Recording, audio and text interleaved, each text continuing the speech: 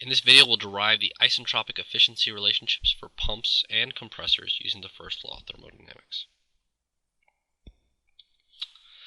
So, to compare a pump and a compressor, we'll look at a pump here on the left side. So a pump is a device that is used to increase the pressure of a liquid. It converts shaft work to fluid energy. So here's an example of a water pump. It's got a suction side where the water comes in, the impeller blades spin it around. It spins around fast, has to slow down as it comes out. Due to Bernoulli, we know when the speed decreases, the pressure will increase, and therefore we get a higher pressure as it comes out. You can also think that because of this is going to be a liquid, it's going to be incompressible. If the cross-sectional areas are relatively the same, then the velocities have to remain the same. So the velocity is not the big change, it's the pressure change coming through a pump. So how does it differ from a compressor? Well, a compressor is dealing with gases. So a compressor does just that. It compresses a gas. So it'll increase the pressure, but it's also going to increase the density because it's going to compress the gas. So that's the main difference. Is if you're dealing with a gas, then you're going to have a compressor. If you're dealing with a liquid, you're going to have a pump. Now there are some misnomers. People talk about a bicycle pump where you're pumping air. But for the most part, we stick to this common terminology of pump for liquid, compressor for gas. Both of these will have the same principles for their efficiencies. There's just a slight change at the end that we can make a modification to the pump that's going to make it easier to solve. So let's start looking at the compressor because it's the more general form. So if we look at the compressor, we have an actual and an isentropic here side by side. Again, just like the turbines, the initial states are the same for both of these when we compare them. We're trying to get to state 2. We know that for an isentropic compressor, it's isentropic. And using those rules we had about how you compare isentropic efficiencies, we know that it's isentropic, so the entropy does not change from state 1 to state 2, and we know that the initial state is the same, and we know the pressure at the end is going to be the same. So that's what we're holding constant for comparison. Based on that, we can get the other properties at state 2 for the ideal isentropic.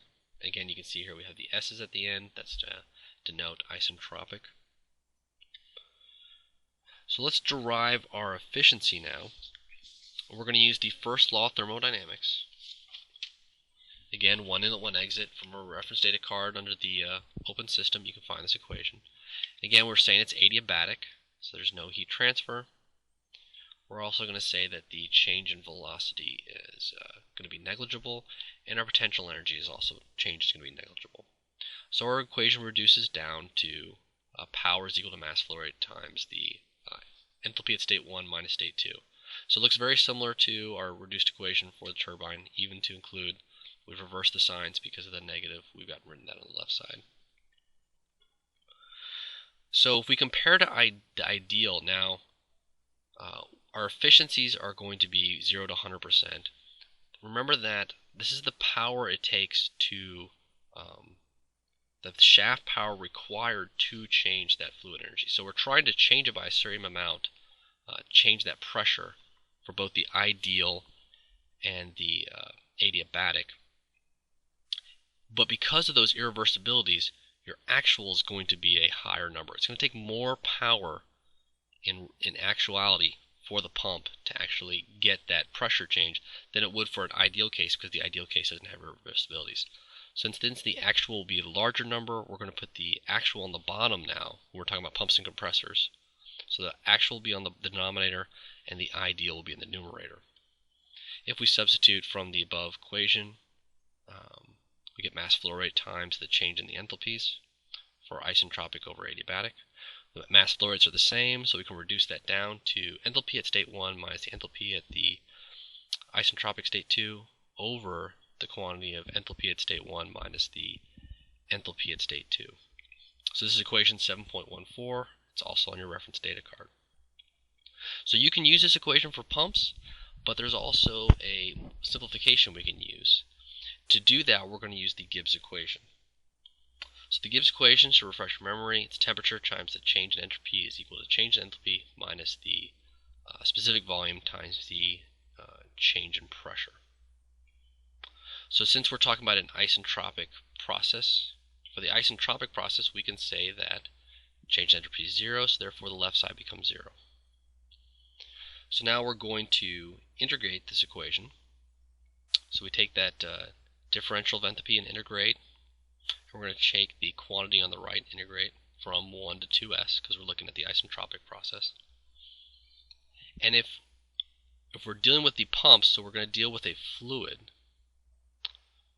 So for a fluid, we normally say it's incompressible. It's incompressible, that means the density is constant. If the density is constant, the specific volume is constant. So the specific volume is constant, then we can pull it out of that integral sign. And we just get the specific volume times the integral from 1 to 2s of the change in pressure. Well, now this equation looks a lot simpler, and we can say that the change in entropy is equal to specific volume times the change in pressures. And remember that we said that the pressure at state 2s is also equal to the actual pressure at state 2.